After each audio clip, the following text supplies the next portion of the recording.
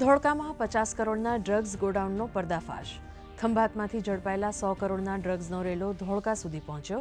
6 આરોપીઓની પૂછપરછ દરમિયાન રો મટીરિયલ ધોળકાના ગોડાઉનમાં હોવાનો ખુલાસો.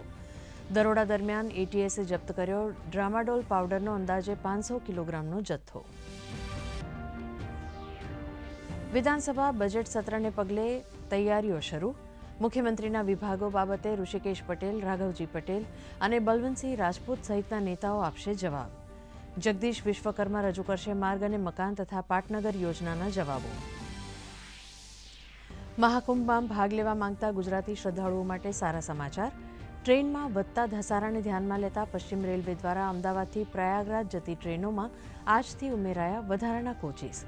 વધુમાં વધુ શ્રદ્ધાળુઓ લાભ લઈ શકે તે માટે જીએસઆરટીસીની બસો અને ટ્રેનમાં કોચ વધારવા સરકાર પ્રયત્નશીલ. પ્રયાગરાજ મહાકુંભમાં ઉમટ્યો માનવ મહેરામણ. આજે 4 કરોડ શ્રદ્ધાળુઓએ ત્રિવેણી સંગમમાં કર્યું સ્નાન. આવતીકાલે મૌની અમાવસ્યા પર 100 કરોડ લોકો અમૃત સ્નાનનો લાભ લે તેવો અંદાજ. તંત્ર દ્વારા પૂરતી તૈયારીઓ સાથે ચાંપતો બંદોબસ્ત.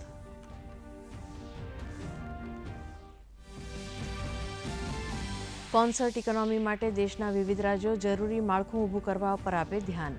ઓડિશા ખાતેની કોન્ક્લેવમાં પ્રધાનમંત્રીએ અમદાવાદ અને મુંબઈ ખાતે યોજાયેલ કોલ્ડ પ્રે કોન્સર્ટની સફળતાનો કર્યો ઉલ્લેખ. કહ્યું, આ પ્રકારના આયોજનથી પર્યટનની સાથે વધે છે રોજગાર નિર્માણની તકો.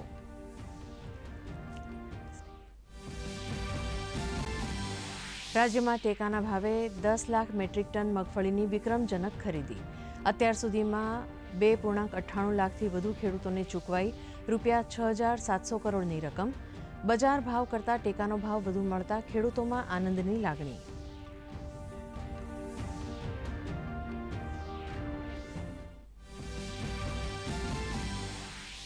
ઉદ્યોગ મંત્રી બળવંતસિંહ રાજપૂતે કહ્યું, ભારત આગામી સમયમાં બ્રિક્સ દેશોની સમિટનું બનશે યજમાન. દેશના યુવા ઉદ્યોગ સાહસિકોમાં રહેલી ક્ષમતાને ઉજાગર કરવા બ્રિક્સ સમિટ પહેલા રાજ્ય સરકાર દ્વારા પ્રી પ્રોગ્રામનું આયોજન. વધુમાં વધુ સંશોધન કરીને દેશના વિકાસમાં મહત્તમ ફાળો આપવા ઉદ્યોગ મંત્રીનું યુવાનોને આહવાન. ભુજના રિજનલ સાયન્સ સેન્ટરમાં નવનિર્મિત ભારતની સૌથી મોટી અવકાશ વેધશાળાને મળી રહ્યો છે બહોળો પ્રતિસાદ. માત્ર 30 દિવસમાં 1500થી વધુ લોકોએ લીધી મુલાકાત. અત્યંત આધુનિક ટેલિસ્કોપ દ્વારા અદ્ભુત અવકાશી ઘટનાઓના સાક્ષી બની રહેલા નાગરિકોમાં રોમાંચનો સંચાર.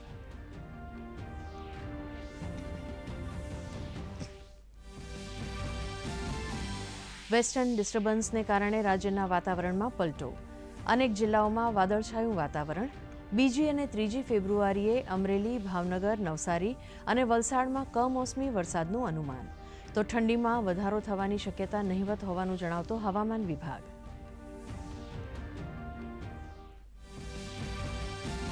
અને રાજકોટમાં ભારત અને ઇંગ્લેન્ડ વચ્ચે 3જી T20 ડે નાઇટ મેચ. ભારતે ટોસ જીતી પસંદ કરી ફિલ્ડિંગ. 5 શ્રેણીની મેચમાં ભારત 2-0થી આગળ. ઘર આંગણે મેચને પગલે રાજકોટવાસીઓમાં ઉત્સાહનો માહોલ.